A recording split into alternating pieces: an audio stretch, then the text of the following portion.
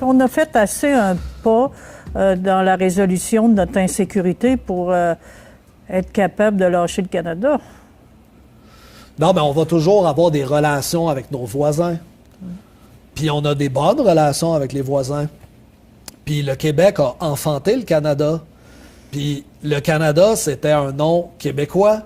Je m'explique. Jacques Cartier, ce qu'il découvrait, c'était le royaume du Canada.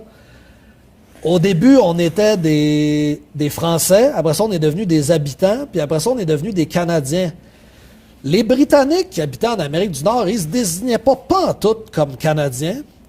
Même Justin Trudeau l'a dit récemment, l'identité canadienne a commencé à émerger de façon plus générale dans l'ensemble du pays après la Première Guerre mondiale.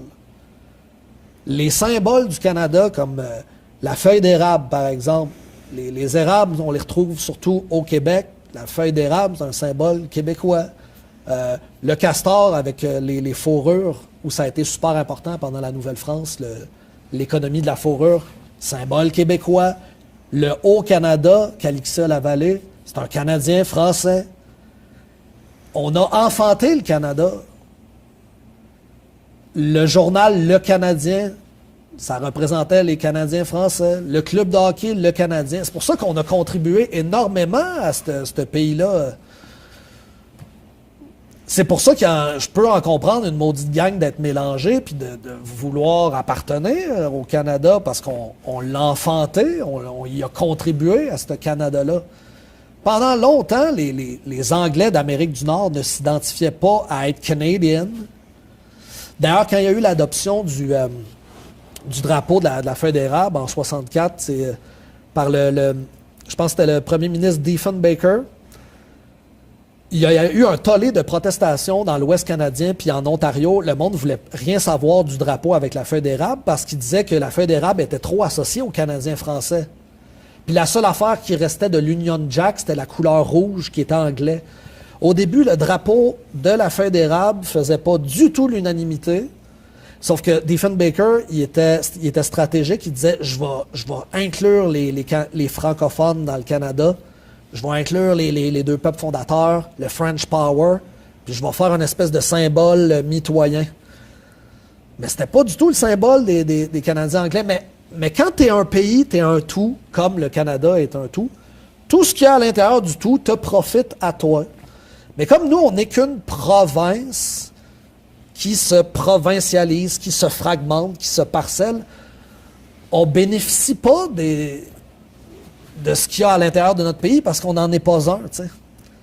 Fait qu'à la longue, le Canada, à cette heure, il aime son drapeau, ben oui, on a généré toutes ces affaires-là, parce que les Québécois sont un peuple extrêmement créateur. On est vraiment, vraiment, vraiment créateur. D'ailleurs, ça, je le dis en conclusion de mon livre. Avec des moyens, somme toute, restreints. Oui, c'est ça, c'est qu'on a énormément d'imagination parce que quand on regarde notre passé, on s'y reconnaît pas. Et dans le processus de la créativité, le fait de ne pas se reconnaître et le fait de vouloir pallier à un manque te pousse à créer quelque chose de nouveau.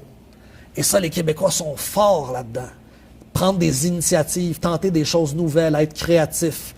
Puis on se dit souvent, on se prend pas au sérieux, on essaye quelque chose. La seule affaire, c'est faut pas avoir peur de s'inscrire dans la durée.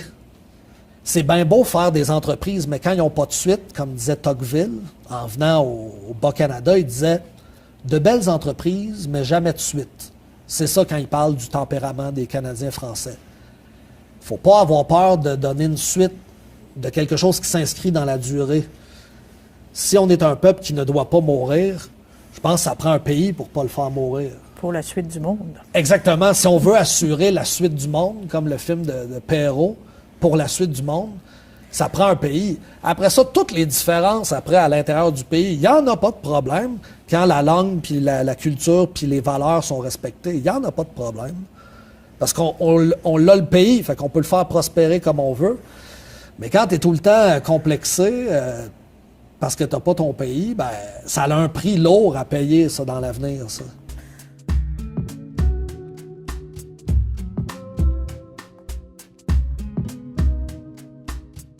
Hey, écoutez, merci beaucoup d'avoir été des nôtres. Je remercie surtout Hélène Plante, donc Ça me fait plaisir. enseignante de philosophie au Cégep de Sept-Îles, collègue et amie.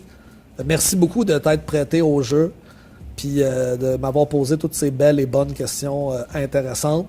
Puis on se revoit pour un nouvel épisode, une nouvelle entrevue sur Soleil natal. Merci beaucoup. À la prochaine.